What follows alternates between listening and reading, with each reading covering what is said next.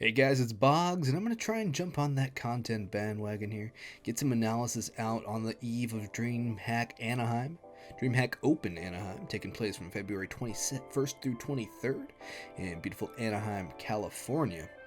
If any of you guys are going to be there, come say hi. I'll be walking the halls and watching some Counter-Strike as well.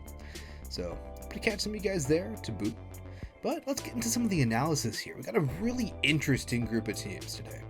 Or I guess this weekend, I should say, as it's not yet to happen. In Group A, we have Endpoint, Forza, Furia, and North. A very weird dichotomy where you have a team that is ranked 52nd in the world, has really not played on LAN outside of the ESL Premiership in the UK, which is what qualified Endpoint for this event. And then you have teams like Furia, North, and Forza. Forza, I think, honestly, are kind of like those favorites coming into this event. They are a team that has won a DreamHack Open in the past. They're a very capable team, and a team with a lot of firepower, a good amount of strategy. So a good mix of both. Good CIS team, good mix of aggression and passivity. Furia, of course, no explanation needed. Same with North, another team that's been around for quite some time. And then if you look over in Group B, you have the juggernaut themselves, Complexity. Hot off of a qualifying performance at Blast Premier Spring Series, I believe is actually the correct wording for it. Then of course, ENCE, Gen.g, and Made in Brazil. Pretty much all these teams, except for Gen.g, I think you can go a little into Gen.g with the addition of Ben Tet and not really having much experience as a core under their belt aside from online qualifiers. But other than that, I think these teams are relatively well known. Everyone knows pretty much what to expect from them. But to go into a little bit of the basis of these teams coming into this event, because there has been some time off, there's been the player break. So let's see how these teams have been faring in the last few weeks and months, and what really we can expect coming in here, what teams are looking to improve, what teams are in a good spot, and what teams we should be expecting to see make it out of groups, and then especially lifting that trophy on Sunday evening. Let's start it off though with Furia, one of the two Brazilian squads in this event. Of course, Art, Henny, Yuri, Vinny, Queserato make up that lineup. The addition of Henny, I think, has made Furia a bit of a mixed bag. They have that chance for deadly double ops with Henny and Queserato, but also they have the volatility that I think Henny brings to a lot of lineups. He's not the most consistent player. Yes, his peaks are extremely high, but he also has those valleys which can bring his teams down. But I'd like to see Henny finally gain some consistency with the Furia lineup and bring them back to the prominence that they once bore, making a top 5 placing in the HLTV ranking. But looking back on their last few events, their last LAN was the Champions Cup Finals, December 19th through the 22nd, and they won a BO1 against Tyloo 16-14, took a 2-0 win over Movistar Riders to make it into the semis, but then lost to Spirit 2-0. So they got a semi-final placing, but they lost to Spirit without picking up a map. And Spirit, they're decent, but I think Furia have expectations of being a better team. And then they went to Summit, the weekend before the Champions Cup, same weekend as the MDL Global Challenge, 13th through 15th of December, where they had a really rough run, you might say. You might even call it a bit of a failure for Furia. But they beat MIBR both maps, and then split against the VP lineup, which was the old Vanguard lineup, should now be known as Virtus Pro. It's still weird to me that Virtus Pro does not have a Polish team. But either way, that is the case. And Virtus Pro split 1-1 against Furia. And then so far online for Furia in 2020, they lost 0-2 to Chaos and to Gen.g in the IEM Katowice qualifier. And they also have a 4-game losing streak on Vertigo to boot. So a map that used to be very good for them, no longer a home map. Instead, something that they might want to edge away from when it comes to these vetoes, going to the best of ones and then later on in the best of 3 series. Next in line in their group is North, 26 ranked in the world. Good old North, Cajun B, MSL, AZ, KRB, and Gade. MSL definitely bringing new life to a team that, well, much akin to North's recent release video, was being sent on that funeral pyre. In North, they actually won DreamHack Sevilla on December 13th through 15th, so some victory lately for them. But since that time, they had a very disappointing result at DreamHack Leipzig this year, going 5th and 6th with their only win coming over Sprout. A team that not necessarily a world beater in any regard, and a team that definitely North should have been favored to win. North suffered losses to both fellow Danish teams at the event, Mad Lions and Heroic, despite beating Mad Lions at DreamHack Sevilla in last year. They also took out Crazy, who I believe now went to Control, if I remember their name correctly, and also Movistar Riders and Big, but Big definitely on a downturn, dropping down to MDL, and Movistar Riders still a team that is habitually in the Mountain Dew League. Moving on to Forza, 13th ranked in the world. Facecrack, Almazer, Flit, Exapower, and Jerry. Flit is a very interesting commodity. The kid's very young, I believe he's somewhere around 18, 19 years old. Doesn't have a terrible amount of LAN experience. Of course, he has been gaining quite a bit with this Forza roster, including making it to ESL Pro League at the last Mountain Dew League Global Challenge, as well as winning that event over Riot Squad 2-0 in that final. But he's showed amazing potential overall, online, on LAN. He's starting to come alive. Of course, Exapower is known as that X Factor for Forza. The lad who can bring it all, every single game. Jerry, the brains behind the operation, very capable IGL. Facecrack and Almazer are those players that you like to have show up, but if Flit and Exapower are there, that's their win condition. If they get anybody else chipping in, it's kind of just all over at that point, unless you have the skill level to counter, which, judging by the teams listed at this event, some of them do, some of them not necessarily do. Looking at their recent results aside from those MDL Global Challenge and ESL Pro League qualification results, they got 5th and 6th at Epicenter, including a victory over Evil Geniuses, a team that might be on a downturn as of late, but at that point in time were one of the world beaters, arguably the best in NA, if not second best, second to Liquid, who at that time were also taking a slip of their own. And they also qualified for this event, DreamHack Anaheim, with a pretty much clean record, not really losing to anybody. They did, however, lose in the United Masters League to Copenhagen Flames, a team that is quite good, but not necessarily at this level of Counter-Strike, a team that hasn't really broken into the Tier 1 scene. And then last in Group A is Endpoint, with Robin, Crucial, Mighty Max, Surreal, and Thomas. They're the relative unknowns here. They made it here by winning the ESL UK Premiership, but other than that, no real LAN results, no real results notable. And they failed in the Flashpoint online qualifiers as well as the Rio major qualifiers. So for Endpoint, not really seeing much good for them. I definitely expect them to go out last in the group. Moving on though, we have Made in Brazil with the addition of Myron. Taco has been playing really well for them as of late. Can he continue that form? It'll be good for MIBR, but they need the legends like Fur and Fallen to step up. KNG, of course, will give you frags. And MIBR only got 2 maps at CS Summit, one against Mouse and one against Virtus Pro. And they also failed to qualify for IEM Katowice, losing to Cloud9 3-1. And also had a last place finish in their group stage at the Blast Spring Series, losing to both Liquid and Ninjas in Pajamas. Moving on to ENCE, of course with Sunny in place of Alexi B, a very controversial move, and a move that I can go on for a whole 20-minute spiel about why that was arguably the worst move in Counter-Strike history, at least global offensive history. Putting that aside, they got second to Mouse in the CSGO Asia Championships in late November, beating MIBR, Mouse, but not in the final, and also Vici in the process. Third and fourth at the aforementioned Champions Cup, losing to G2.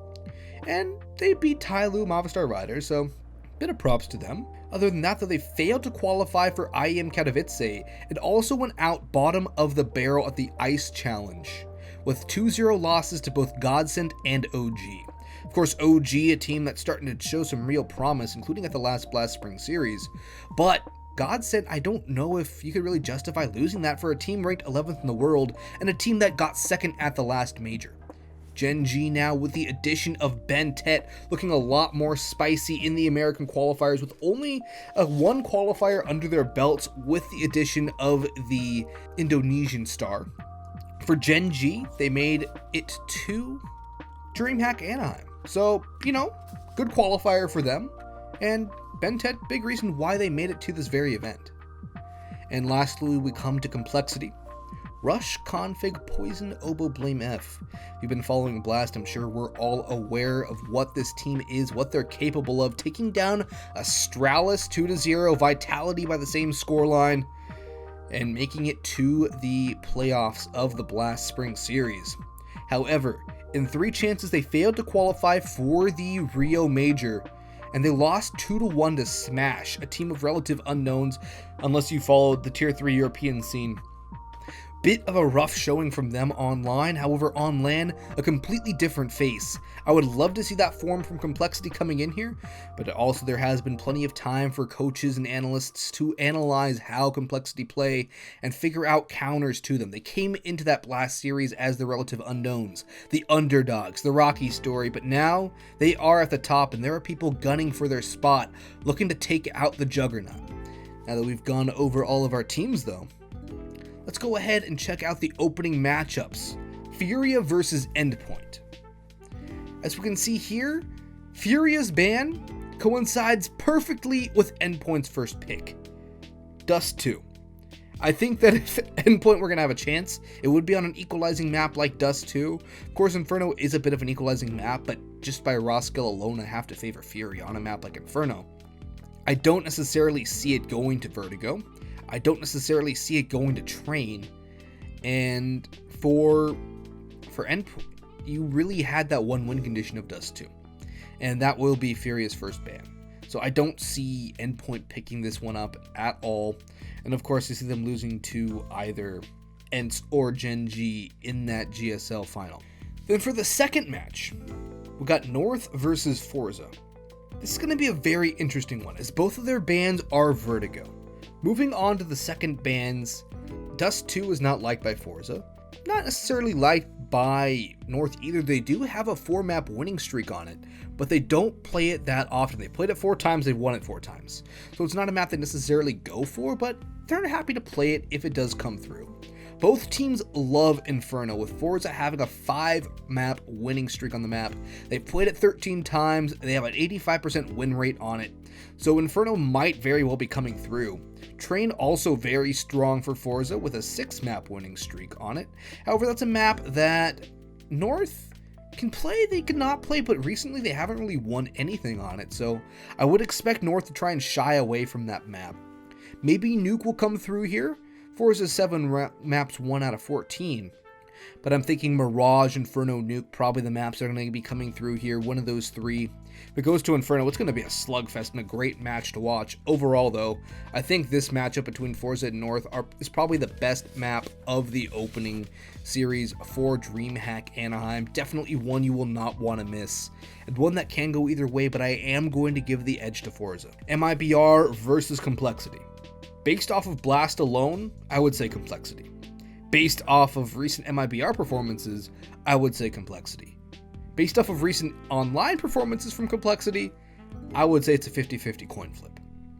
As far as the bans are concerned, with Train being a good pick from MIBR and Complexity not necessarily shying away from it, but rather liking to ban it more, I don't think that Train will necessarily come through on this. Vertigo going to be banned by Complexity, and Nuke going to be banned by MIBR, pretty much guaranteed right there. Although I think Dust 2 and Inferno probably going to be the maps it ends up coming down to. Although Complexity might want to take it to Train if they really want to. The only thing is MIBR do have a 4-map winning streak on it, so I don't necessarily think that Complexity would like to go into a hot map for MIBR. Dust 2 can let the fragging power of guys like Oboe, Config, and Poison shine through. But I don't know if you really want to go to such an even map, a map that can be a coin flip, with Long A essentially being that 50-50 brawl. So I'm leaning more towards either a Mirage or an Inferno. Mirage might be banned by MIBR given the fact that it is Complexity's map pick of choice as of late. So there is that factor going in, but overall I definitely don't think that it will end up coming down to Mirage. Probably Dust 2 Inferno, but Mirage definitely one of those for the 3 that it probably will end up being in the end. But more towards Inferno or Dust 2. As for the last opening map, it's going to be ENCE versus Gen.g, the recent North American addition into Counter-Strike. Team with not a lot of history, not a lot of time in game as a core. Of course, they've had plenty of time to practice. What that practice has ended up coming to fruition, we'll see at DreamHack Anaheim.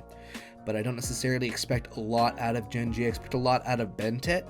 But overall, I think that ENCE should have the advantage here. However, their late form has not been inspiring. got a 4-map losing streak on their favorite map to play, which is Mirage. A 4-map winning streak on Dust too. Which makes me think that maybe, just maybe, after the Vertigo ban from ENCE and the Nuke ban from gen.g, we'll be seeing gen.g ban that Dust 2 pick. I'm sure gen.g would not shy away from playing on Mirage. However, ENCE is also very good on Overpass, rather. So that might also be in the bans for gen.g. Both teams do like Train at least a little bit, although stats do seem to favor gen.g. However, against international competition, it is a completely different animal. However, Train, I would say Inferno, and Overpass probably going to be the 3 maps it ends up coming down to when all is said and done. But the edge still should be to ENCE, especially in the best of 1. As for those final predictions, though, let's go back here and see what our teams shake up as. Who's going to get that $50,000? Making it out of the Groups A first. I'm going to say it's going to be Forza North. Forza definitely should go out top of the group, with North coming in, beating Furia, and that's best of 3 to make it out of GSL. Moving on to Group B, say Complexity and ENCE. However, there is a very good chance that gen.g or MIBR could break that mold. I feel like this Group B here is the most even group of them all. Even as far as rankings are concerned, 11, 16, 21, and 23. So relatively even as far as the rankings are concerned, and also relatively even in terms of how good teams have been playing going into this. With ENCE, gen.g, and MIBR being less than inspiring as of late, definitely going to be a coin flip to see who joins Complexity moving out of the group, but I definitely think that Complexity will be that team that makes it out of Group B and first. Furia do have a chance in Group A hopping back over there, but I don't necessarily feel that they can beat North right now. North has been doing very well, coming off their win. Of course, they had those downturns as well, but Furia has also been sorely lacking. Their beat-em-up, aggressive style just hasn't been working since they started to beat Astralis. They got hard-countered, and since then they failed to adapt. So, I'm still going to say Forza North.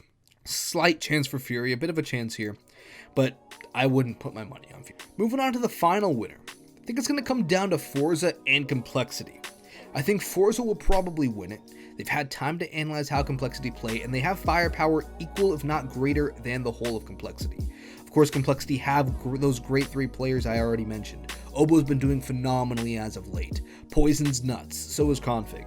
But Forza have firepower to equal that, but also I'd say a little more spread out. Rush is an unknown quantity. He's either really good or really bad, or sometimes mediocre. I don't necessarily consider him to be there consistently. Forza have players that can all pull out amazing rounds out of their hat, and I think the opping edge definitely has to go to Exapow. I think he's one of the best oppers in this game right now, and definitely somebody you cannot sleep on.